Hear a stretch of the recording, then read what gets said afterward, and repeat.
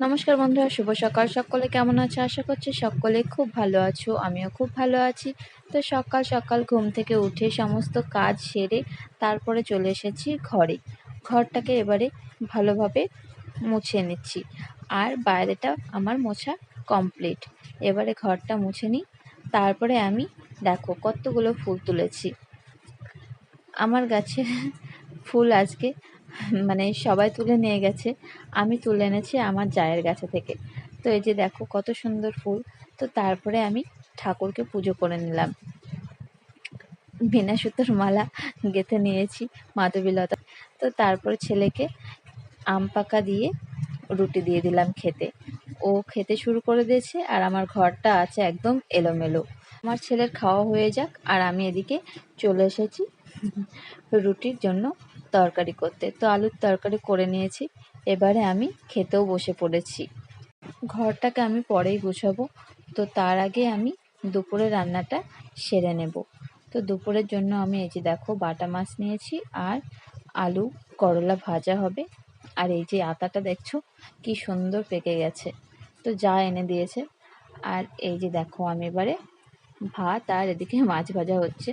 তো তারপরে রান্না কমপ্লিট করে চলে গেলাম ছেলেকে আনতে। আর এখানে দেখো পাখিটা কি সুন্দর স্নান করছিল।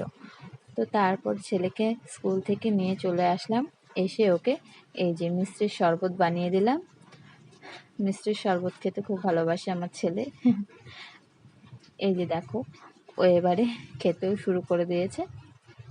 তারপরে আমি ছেলেকে দুপুরে ঘুম পাড়িয়ে দিলাম।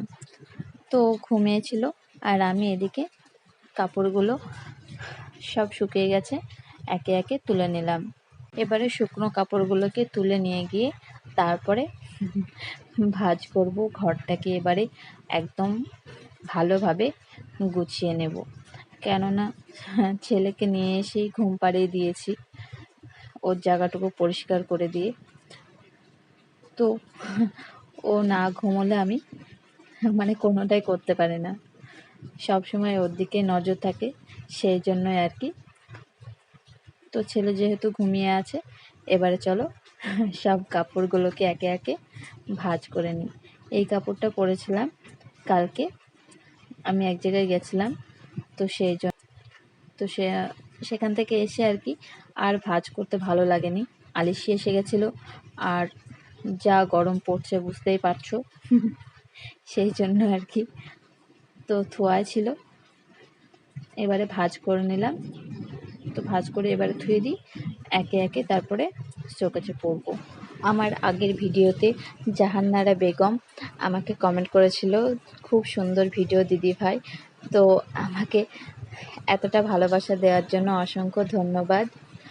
আর আর একটা ব্লগে শ্রাবন্তী ব্লগ সাপোর্ট করেছে আমাকে, অসংখ্য ধন্যবাদ তোমাকে আমার পাশে থাকার জন্য, এতটা ভালোবাসা দেওয়ার জন্য।